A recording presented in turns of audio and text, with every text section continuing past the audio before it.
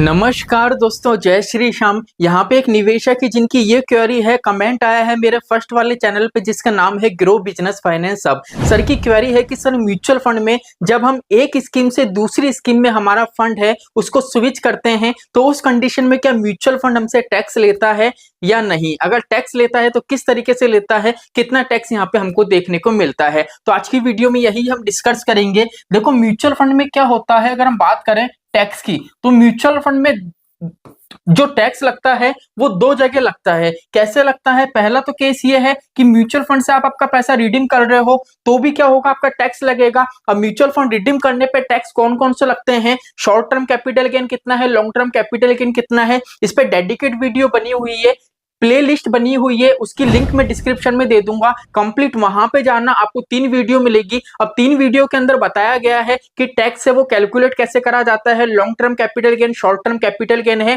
अगर आप चाहते हो टैक्स की टोटल वैल्यू जीरो करना, एक्सिट लोड जीरो करना, तो किस तरीके से आपका जो एक्सिट लोड और टैक्स है उसको जीरो कर सकते हो। तो 3 वीडियो उस प्लेलिस्ट में आपको देखने को मिलेगी, वो वीडियो वॉच कर लेना, लिंक डिस्क्रिप्शन में मिल जाएगी। तो यहाँ पे देखो फर्स्ट कंडीशन हो गई, म्यूचुअल फंड से आप पैसा निकालोगे। सेकंड क्या होता है, जब भी आप म्यूचुअल फंड स्कीम को स्विच करते हो तो यहाँ पे म्यूचुअल फंड हमको टैक्स लगाता है। अब जो टैक्स लगता है वो किस तरीके से लगता है, यहाँ पे मैं थोड़ा बेसिक आपको बता देता हूँ। बाकी टैक्स पे डिटेल वीडियो चाहिए तो लिंक डिस्क्रिप्शन में है, वो वीडियो आप जाके वॉच कर लेना। चलिए, अब क्या होता है, जैसे मान लीजिए आपने कोई सा भी आपका फंड है उसको स्विच करा तो वहां पे क्या होगा, जितनी भी जो ये प्रोसेसिंग होती है ना वो होती है यूनिट बेस पे, कभी भी अमाउंट के तो ऊपर नहीं होती है। ठीक है, तो वहां पे क्या होगा, यूनिट कैलकुलेट करे जाएंगे कि आपके शॉर्ट टर्म के यूनिट कितने हैं और लॉन्ग टर्म के यूनिट कितने हैं। अब आपके शॉर्ट टर्म के जितने भी यूनिट होंगे ना उस पे लगेगा 20%, जिसको हम बोलते हैं शॉर्ट टर्म कैपिटल गेन।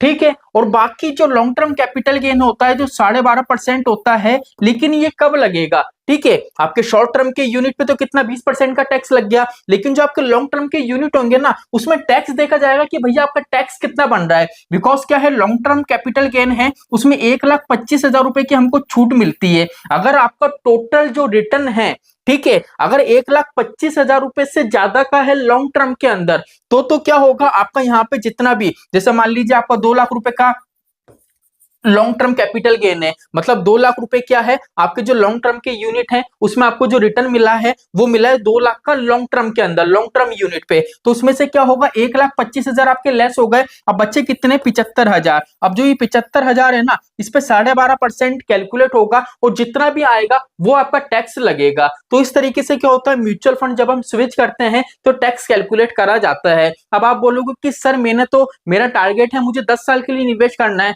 तो मुझे तो सिर्फ लॉन्ग टर्म कैपिटल गेन लगना चाहिए, शॉर्ट टर्म नहीं लगना चाहिए। तो देखो ऐसा नहीं होता है। म्यूचुअल फंड में एक मैटर फॉलो होता है जिसका नाम है फीफो। फीफो का मतलब होता है फर्स्ट इन फर्स्ट आउट, मतलब पहले जो आपने पैसा जमा कराया है पहले वो निकलेगा। ठीक है, जैसे आपने 2000 मान लेते हैं 2020 में एसआईपी स्टार्ट करी, 2030 में आप पैसा निकालना चाहते हो तो 2000 आप जब पैसा रिडीम करोगे ना तो पहले पैसा निकलेगा 2020 का, फिर 2021 का, फिर 2022 का, फिर 2023 का, ऐसे करके क्या होगा कि आपके पैसे रिडीम होते हैं। अब यहाँ पे क्या होता है, जैसे मान लीजिए 2020 में आपने एसआईपी कराई थी और आप बोल रहे हो कि सर 2030 में मैं एसआईपी कैंसिल करूंगा, पैसे निकालूंगा। तो यहाँ पे क्या होता है, जो 2020 से लेके 2029 तक के जो आपके यूनिट होंगे ना ये होंगे लॉन्ग टर्म के यूनिट। ठीक है, लेकिन 2030 के जो आपके यूनिट होंगे ना जिसको अभी कंप्लीट 1 साल नहीं हुआ, ये यूनिट होंगे शॉर्ट टर्म के। तो शॉर्ट टर्म के यूनिट पे लगता है 20% का टैक्स और जो लॉन्ग टर्म के यूनिट होते हैं उस पर 12.5% का टैक्स लगता है और वहां पे 1,25,000 रुपए की छूट मिलती है